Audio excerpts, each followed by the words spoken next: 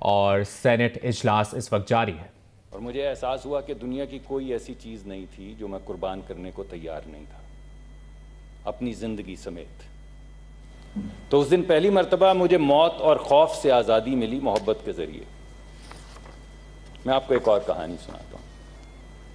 آج سے کچھ 11 سال پہلے 12 سال پہلے ایک حادثے میں میرے چھوٹے بیٹے کے دونوں پیر جل گئے۔ میں اس وقت بڑی کنسلٹنگ کمپنی جو ہے اس کا مڈل ایسٹ کا دفتر اسٹریٹجی کنسلٹنگ کا ہیڈ کر رہا تھا۔ میرے پاس انشورنس تھی ہر قسم کی۔ تو جو بہترین برن ہاسپٹل ہے، میں اور میری بیگم ہم نے اپنے بچے کو اٹھایا، 18 مہینے کا تھا، ہم وہاں پہ لے گئے۔ کرسمس کی شام تھی، وہ جیسے انہوں نے بچے کی حالت دیکھی ایسے لگا کہ کچھ پتہ نہیں کیا ہو گیا ہے، کوئی سائرن چل گیا ہے۔ وہ تمام doctor, burn surgeons, plastic surgeons وغیرہ وغیرہ وہ سب آ گئے۔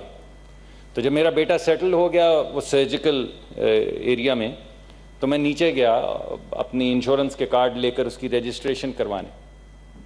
تو میں نے فارم پر کیا اور میں نے وہ بڑھا دیا وہ جو ریسیپشنسٹ تھے ان کی طرف، اور ساتھ میں اپنے کارڈز بھی بڑھا دیے۔ تو اس لڑکی نے فارم تو میرا لے لیا اور کارڈز میرے ایک ہاتھ سے واپس کر دیے، اور اس نے مجھے کہا کہ we here believe that no value can be put on the life of a child, so we put none. تو میں بہت پریشان ہوا، میں نے اصرار کیا کہ میں اس انشورنس کے پیسے دیتا ہوں، ہم یہ کر سکتے ہیں افورڈ، آپ خدا کے واسطے یہ پیسے لے لیں اور کسی غریب بچے کی مدد کر دیجئے گا جس کے پاس پیسے نہیں ہوں گے۔ تو انہوں نے کہا کہ ہم نے آپ کو ابھی بتایا ہے کہ ہم زندگی کی قیمت نہیں لگاتے کیونکہ زندگی بیش قیمت ہے، اور ہمارے پاس بہت سے مخیر حضرات ہیں جو اس ہسپتال کو $30 ملین سے چلاتے ہیں، ہمیں کسی کے پیسے کی ضرورت نہیں، دنیا میں کسی بھی جگہ سے کوئی بھی برن وکٹم آئے گا تو ہم اس کو ٹریٹ کریں گے، آپ اپنی یہ لے جائیے۔ جب میں نے اصرار کیا تو انہوں نے کہا کہ doctor if you want to serve and pay back, go do public service or work for a charity۔ تو آج جو میں آپ کے سامنے کھڑا ہوں اس کی ایک بڑی وجہ وہ پے بیک ہے۔ تو آج یہ دونوں چیزیں میں آپ کے سامنے لے کر حاضر ہوا ہوں۔ دونوں سوالات میں آپ کے ذریعے اس پارلیمان کے اس ہاؤس کے آگے پیش کرتا ہوں کہ وہ کیا چیز ہے ایک آپ کی زندگی سمیت جو آپ اپنے بچے کی زندگی بچانے کے لیے اس وقت قربان نہیں کریں گے۔ اور دوسرا سوال جو چیئرمین صاحب میں آپ کے توسط سے پیش کرنا چاہتا ہوں وہ یہ ہے کہ وہ کیا قیمت ہے زندگی کی جو آپ آج لگائیں گے۔ اور میں سوچتا ہوں یہ وہ ڈاکٹر کی چاہے ایمبولنس ہو جو 3-4، اس کی بیگم ہو جس کی آنکھوں میں آنسو، جو 3-4 گھنٹے ڈھونڈتی رہی وینٹیلیٹر، ایک ہسپتال دوسرا ہسپتال تیسرا ہسپتال، وہ بھی یہی کہتی ہوگی کہ مجھ سے کچھ لے لو آج مگر میرے خامند کو بچا لو۔ میں سوچتا ہوں یہ جو ینگ ڈاکٹر تھی یہاں پیمز میں جس کو بغیر باتھ روم کے بند کر دیا گیا اور وہ بار بار ویڈیو بنا کے بھیجتی رہی کہ خدارا میرا ایک چھوٹا بچہ ہے، میں گھر نہیں جانا چاہتی، میرا بچہ مر جائے گا، مجھے کسی ایسی جگہ پہ جہاں پہ میں ڈگنیٹی کے ساتھ چند گھنٹے چند دن گزار سکوں کوئی جگہ دے دیں۔ تو وہ بھی یہی سوچتی ہوگی کہ آج میں اپنے بچے کو بچانے کے لیے اس انڈگنیٹی کا شکار ہو رہی ہوں اور تیار ہوں، مرنے کے لیے بھی شاید تیار ہوں۔ 3 دن سے انفیکشن کے باوجود میں مریضوں کو انفیکٹ بھی کر رہی ہوں اور ان کو شفا بھی دے رہی ہوں، تو کوئی تو میری مدد کو آئے، کوئی پروٹوکول، کوئی اصول، کوئی پالیسی۔ اور میں سوچتا ہوں کہ وہ بے شمار لوگ جو اپنے بچوں کو اٹھائے پھر رہے ہیں، جن کو ریسپریشن بند ہو رہی ہے، اپنے والدین کو لیے پھر رہے ہیں، وہ مجھ سے مختلف تو نہیں، آپ سے بھی مختلف نہیں ہیں۔ اور اگر میں نے اس دن یہ کہا کہ میں اپنی جان بھی دینے کو تیار ہوں تو مجھے یقین ہے کہ وہ بھی سب اپنی جان دینے کو تیار ہیں۔ تو سوال یہ پیدا ہوتا ہے کہ ہماری پالیسی ان کی جان لینے کو کیوں مصر ہے؟ اس وقت ہماری پالیسی کیا ہے؟ ہماری پالیسی یہ ہے چیئرمین صاحب کہ ہم لاک ڈاؤن کو کھولے دیتے ہیں کیونکہ ہماری حکومت بھوک اور موت کی تکرار کر رہی ہے۔ یہ بھوک اور موت کی تکرار چیئرمین صاحب حکومتوں کا کام نہیں ہوتا. حکومت کا کام ہوتا ہے بھوک کے خلاف ایک مؤثر پلان دینا اور موت کے خلاف ایک مؤثر پلان دینا. یہ تکرار جو ہم سننے کو آتی ہے کہ موت یا بھوک، یہ چیئرمین صاحب حکومت کا کام نہیں. ہمارے ہاں اس وقت جو پالیسی ہے، ہم اگرچہ اس کو یہ نہیں کہتے، مگر جب ہم لاک ڈاؤن ہٹاتے ہیں تو ہم ہرڈ امیونٹی کی طرف جا رہے ہیں. ہرڈ امیونٹی کا مطلب یہ ہے چیئرمین صاحب کہ جب 60-70% لوگوں کو یہ انفیکشن ہو جائے گی، جس کو مرنا ہے وہ مر جائے گا اور جس کو بچنا ہے وہ بچ جائے گا. اس میں جب امیونٹی ہوگی تو جو بچ جائیں گے وہ معیشت کا پہیہ چلائیں گے. لیکن جو بات ہمیں نہیں بتائی جا رہی وہ یہ ہے کہ قبرستان کی کوئی معیشت نہیں ہوتی. جب لوگوں کو انفیکشن ہوگی اور پوری دنیا میں جب لوگوں کو انفیکشن ہوتی ہے تو وہ مرتے ہیں. تو آپ مجھے بتائیے چیئرمین صاحب کہ پاکستان میں کیوں لوگ نہیں مریں گے بھائی؟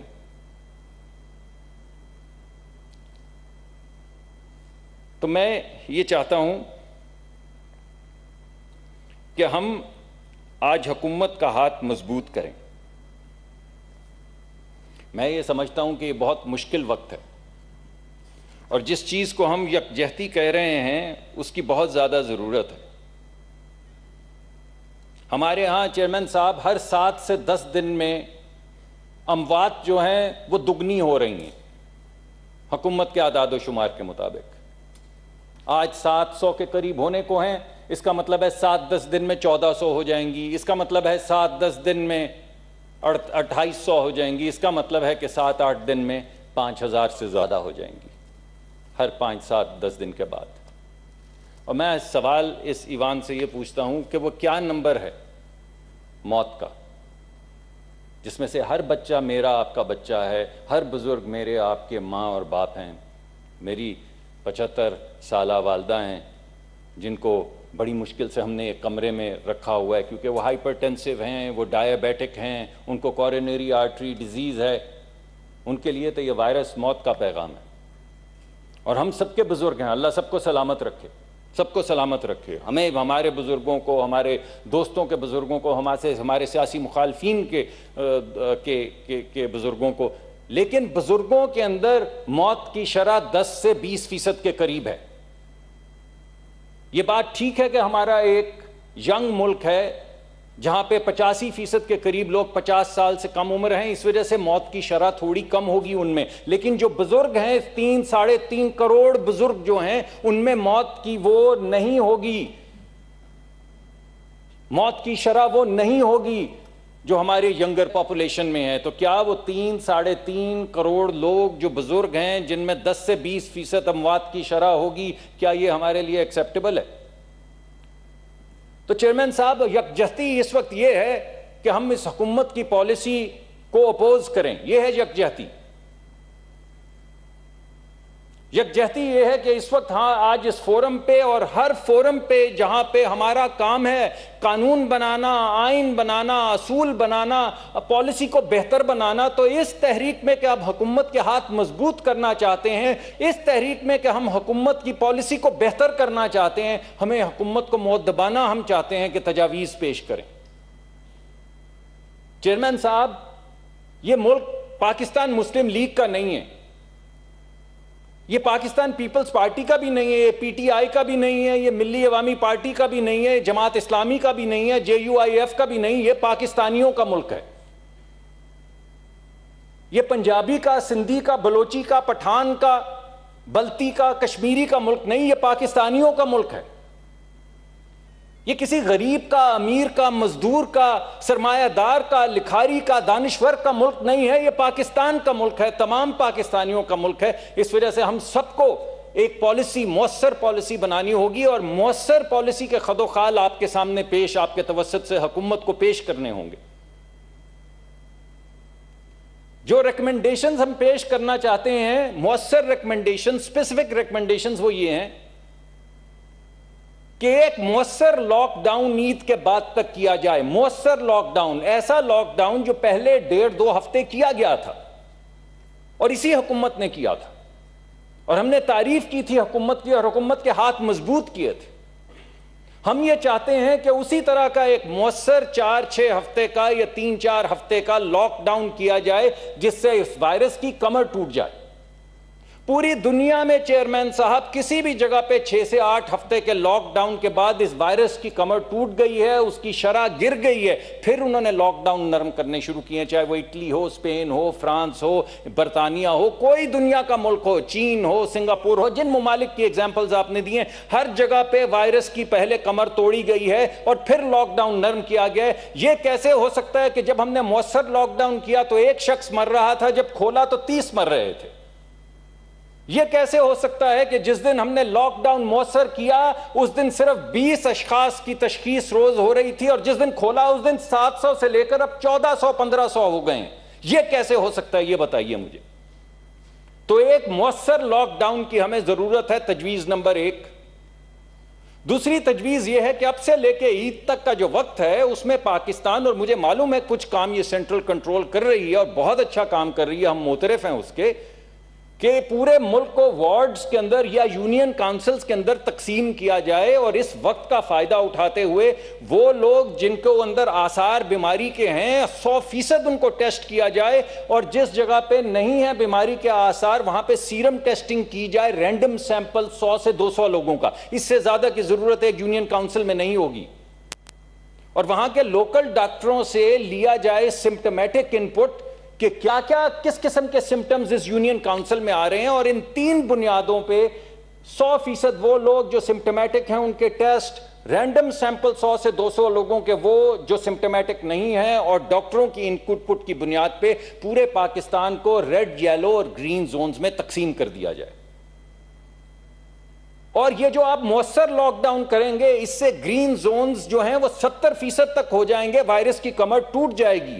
تو جو گرین زونز ہیں ان میں فل اکنامک ایکٹیویٹی کر دیں آپ عید کے بعد. جو یلو ہیں وہاں پہ نرم لاک ڈاؤن کریں, اور جو ریڈ زونز ہیں ان کو کوارنٹین کریں, وہ تھوڑے رہ جائیں گے.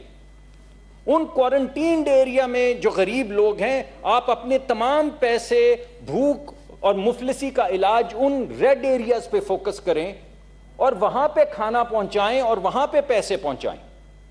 تو سوال اٹھتا ہے پیسے کہاں سے آئیں گے؟ ابھی ہمیں $1.4 بلین دیے ہیں آئی ایم ایف نے صرف کرونا کے لیے, یہ 230 ارب روپے بنتے ہیں. ہم نے 200-300, ہم کہہ تو رہے ہیں کہ 1400 ارب, لیکن 200-300-400 ارب تو ہم نے صرف کنسٹرکشن کا پیکیج دے دیا, مینوفیکچررز کو پیکیج دے دیا, ایکسپورٹرز کو پیکیج دے دیا, ان کے پرانے جو پیسے آؤٹ سٹینڈنگ تھے 100 ارب کے وہ واپس کر دیے.